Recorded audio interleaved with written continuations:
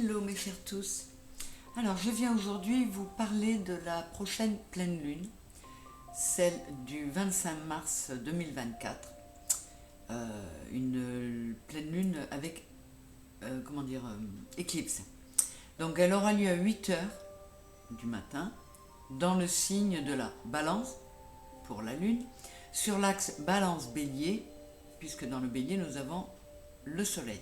Je vous rappelle que la pleine lune, nous la voyons bien éclairée parce qu'elle est en face du soleil. C'est la première pleine lune de l'année astrologique et comme je le disais, accompagnée d'une éclipse lunaire. Et celle-ci va accentuer la puissance qu'apporte déjà une pleine lune et l'axe bélier-balance. Cet axe est celui de l'affirmation de soi, et d'une forme d'énergie de guerre par le bélier, et celui du tact et de la diplomatie, le côté paix avec la balance. Tous les aspects en présence vont apporter de nombreux éléments et énergies, dont ceux que je vous présente ici. Évidemment, ce n'est pas exhaustif, parce que je vous le dis, je ne suis pas astrologue, je fais une synthèse parmi celles que mes collègues ont préparées. Donc le soleil, qui est le feu, est dans un signe de feu, le bélier. Donc là, on a accès à une force vive et de croissance. Mercure est en bélier également, d'où réflexion et communication très affirmées. Vénus, qui est le signe de la balance, apporte douceur et amour. C'est un mélange, encore une fois, vous allez voir, du côté calme et apaisant et pacifiste de la balance et du côté bélier et guerrier de Mars, avec le bélier, quoi. Cette pleine lune peut permettre de couper avec le passé douloureux et d'en finir avec certaines de nos blessures émotionnelles, notamment avec Chiron qui est près du soleil et qui va nous permettre d'aller vers cette guérison. Alors, cela pourra faire mal pour certains, car il faudra crever les abcès, nous confronter à nos peurs pour les transcender. Pour cela, Pluton en trigone à la Lune et en sextile au Soleil, au Soleil, n'importe quoi. Je vous rappelle que trigone et sextile, ce sont deux aspects favorables. Donc, Pluton, par ces aspects-là, sera de bonne influence et très propice pour ceux qui voudront bien faire ce nettoyage, se confronter à leurs peurs et régler une bonne fois pour toutes des problèmes persistants. Alors, encore une fois, je le dis, certes, sans trop de douceur parfois, mais avec efficacité. Pluton permettra de nous pousser en facilitant cela, en nous poussant à opérer des changements profonds et significatifs sur les plans émotionnels et psychologiques. Il va nous aider à faire face à des peurs, des obsessions même, obsolètes, et pour nous libérer d'habitudes ou de comportements qui sont dépassés, qui n'ont plus lieu d'être. Neptune en Poisson, qui est dans son signe, est face à la Lune en Balance. Lui, il apportera, ou elle, apportera de l'empathie pour autrui.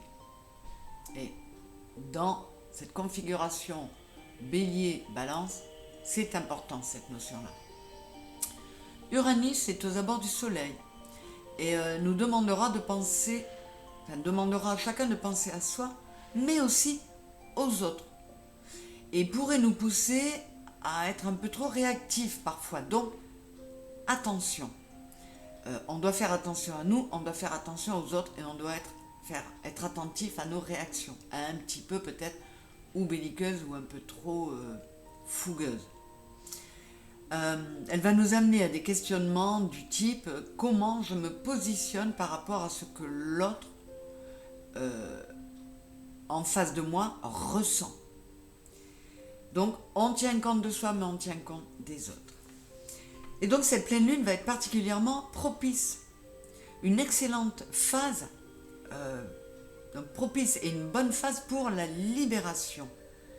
Les libérations en tout genre. Les choses qui nous retiennent. Et l'éclipse va accentuer des énergies de changement que l'on doit traverser pour notre bien. Ce sera le moment de changer ce qui ne fonctionne pas. Avec cette mise en lumière du relationnel, nous pourrions avoir des prises de conscience. et une plus grande lucidité sur certains liens relationnels. Alors, cela pourrait s'accompagner de déception, certes, pour certains, mais permettre aussi un repositionnement.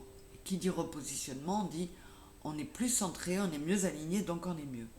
Nous allons pouvoir procéder à des mises au point permettant de trouver le point d'équilibre dans les situations que nous vivons, ou tout au moins dans certaines de nos situations. Nous devrons bien prendre en compte notre émotionnel. Ça, c'est vraiment ce qu'il faut retenir. Surtout que nous pourrions ressentir de la vulnérabilité, de l'anxiété, un certain déséquilibre avec la Lune dans cet émotionnel. Il y aura donc nécessité de garder notre sang-froid et de canaliser nos émotions. Dans cette pleine Lune, et la configuration astrale qui l'accompagnera, il faut retenir que tact et diplomatie doivent prévaloir pour éviter la confrontation. Il faut se préoccuper des autres, se préoccuper de nous,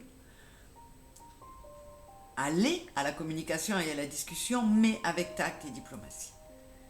Savoir tout cela permet de se préparer à ces énergies de pleine lune et de ne pas s'étonner de ce qu'il pourrait nous arriver. C'est le but de cette vidéo. Si je fais la réduction du 25 mars 2024, j'obtiens 18.